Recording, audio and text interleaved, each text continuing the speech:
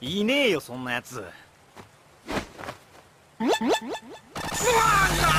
What is up, guys? This is Yamangaka89 and I'm back with another tutorial on how to this is kind of like a basic just like a how-to for people who are just getting used to nib pens or dip pens like the G pen, Maru pen, Kabura pen, stuff like that.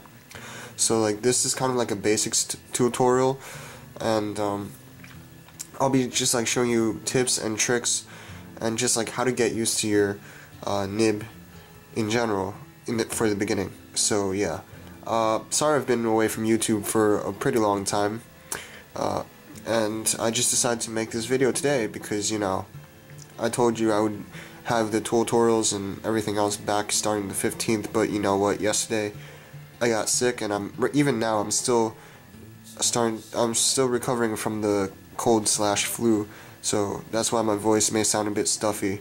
But yeah, anyway, don't want to get off track. Let's get into this. Now first I'll start off by saying what's good about the G pen or whatever nib pen that you got. Nib pens are very versatile and very flexible. They can do a very big variation of different kinds of lines, and they're very helpful for creating depth in your drawings when you're inking them over. So now I'll be listing a few things that you need to get started with your nibs. So obviously you just got your new pack of nibs, and so you need your nib, a piece of paper obviously, you need a pen holder, a bottle of ink, I prefer to use Pilot ink, and any kind of tissue or cloth to clean your nib with. So once you get your nib in your package and you take it out, there is a waxy coating on the nib itself, which is made of paraffin, and this coating is stuck to the nib because it helps it not rust. So what you want to do to remove this coating is you can either wash the nib in like warm soapy water, or what you could do is what many other people tend to do is take a lighter and burn it to remove the paraffin coating. So what you want to do is take the nib and the pen holder, and you know, if you can also do this like over a stove, but just like please be careful because the stove is a bigger flame than a lighter, and you know, or just like, I don't know, be careful because, you know, lighters and like fire are dangerous. You don't want to burn yourself. But anyway, so what you want to do is turn the lighter on and gently sift the nib through the flame, like so, just for a few seconds. And you should notice that it turned a bit misty, like the nib, probably from like the fire and the steam and stuff. So just wipe it down, and you should notice that there's like this gray stuff, which is the coating from the nib. Now, yeah, so you might want to sift it through the flame for about, I don't know, 5 to 6 seconds max. If you burn the nib, it will turn like a light brownish color, and that's when you know you've screwed up your nib. You've burned it a bit way too far. Looks like I've done it just perfect and it's fine, so just wipe it down to remove the excess coating and you're good. And what this does is it helps remove the paraffin coating from the nib, allowing the nib to hold the ink much better than it would with the paraffin coating on. So yeah. Now once you start inking with the nib pen, you may notice that it's pretty hard to get used to. It's not like drawing with a regular pen. Using the nib pen or dip pen is, you'll notice that your hand is shaky, or at least mine was, and this is pretty hard to get used to. So I think I can't really say anything to help fix this, but other than practice, just concentrate and don't let your hand shake. You gotta use your whole arm instead of your wrist, because your wrist is kind of what makes it shake a lot. and you're shaking probably because you're nervous, like you don't want to mess up and stuff, or it's just because you're not used to using the nib pen. But I suggest using your arm and not your wrist when you're inking. Wearing a glove when you ink also helps a bit. I've heard that with some people. It's never really helped with me because, I don't know, it seems kind of absurd, but it's helped a few people. So if you want to do that and go ahead and try it, be my guest, but it didn't really do anything for me. All you gotta do is practice. Here are a few things that may affect your line, or yeah, the line produced by the pen. It could be the way that you hold it, or if you're using an inclined drawing table. I personally don't have or use an inclined drawing table, but that could help affect the line quality from your pen. Another way is how to properly hold it. How I recommend holding it is holding it like you normally would with a pencil. Take this finger, put it like that, grab onto it like this with your thumb and your index finger, and just draw like that. Keep a lightly but firm grip onto your pen, so make sure it doesn't slip out of your fingers. That the grip also helps with that. Alright, so once you're ready to start inking, now I know this may sound really like basic and common sense, but the most efficient way to dip your pen into the ink and conserve your ink is to dip your pen and then slide the tip of the pen on the edge of the bottle so that the excess ink from your pen will just slide off your nib and slide back into the bottle, and it's just something to conserve your ink with. So I'm just gonna do that, and usually you're supposed to fill it up to the breathing hole, which is this thing right here. But I like to conserve ink, and because usually I don't use that much ink at a time. So here I've drawn something really quickly, really simple for you guys, and I'm just going to ink it and show you how to ink with the G pen. Now this is just like a little inking demo thing, so here I go.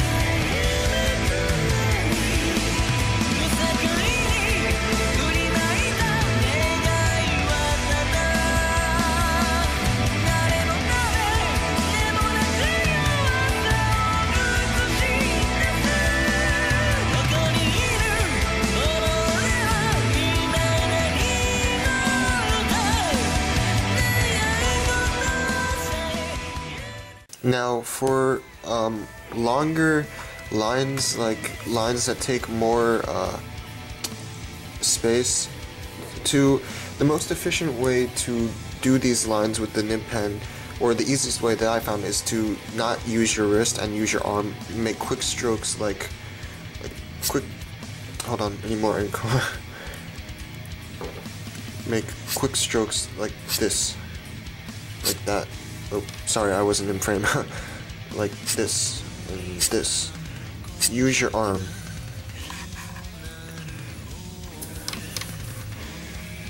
Use your arm. Use your arm. not your wrist. Don't do that. Well, you could, but it's, I don't know. Use your arm. Make sure your arm slides across the paper. That way, it's easier to get a straighter line. See? Alright, so I'm just gonna start on the hair. And to do hair like this, like I said, just use your arm. So.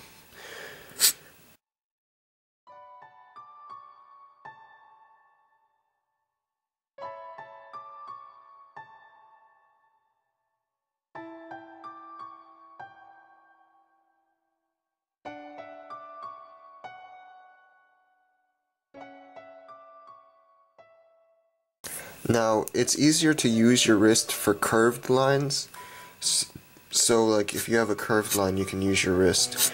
Remember to do really quick flicks with your wrist to make sure that the line goes quicker and it's not as squiggly. It makes it straighter and just an overall better looking line if you go fast.